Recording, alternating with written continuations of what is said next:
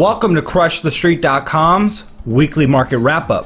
Our top story of the week is the increasing number of major American cities teetering on the edge of bankruptcy, with most of the mainstream media attention allocated towards exploding tensions in the Middle East, as well as dramatic, though far less bloody scenes from the FIFA World Cup.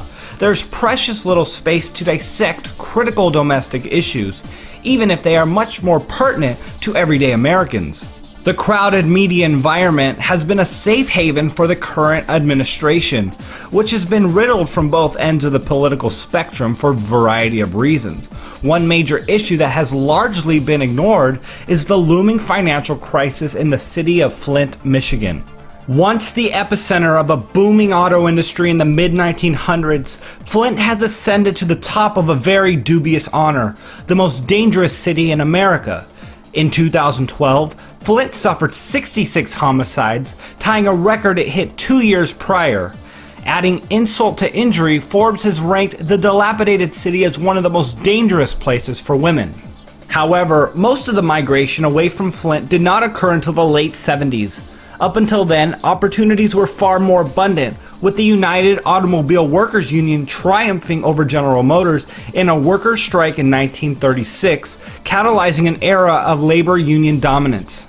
Prior to the collapse, GM's Flint operations employed 80,000 people in 1978. At that time, New York City was widely considered the most violent place in America. A few years later, things unraveled dramatically as GM began setting up factories in Mexico.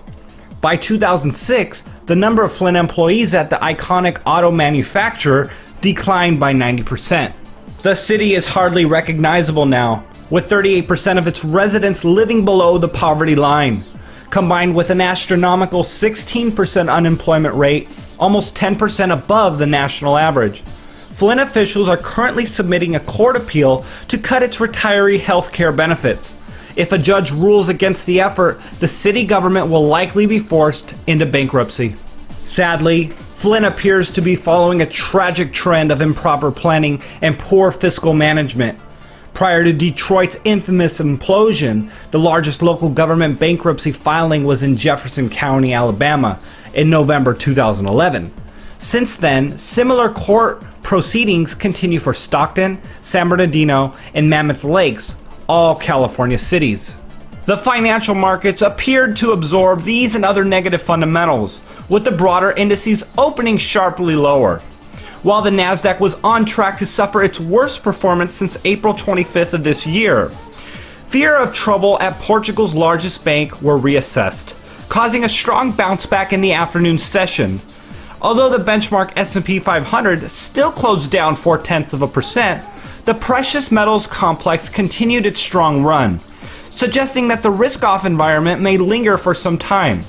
Gold moved closer to the 1350 mark, while silver led the charge, up nearly 1.5% against the prior.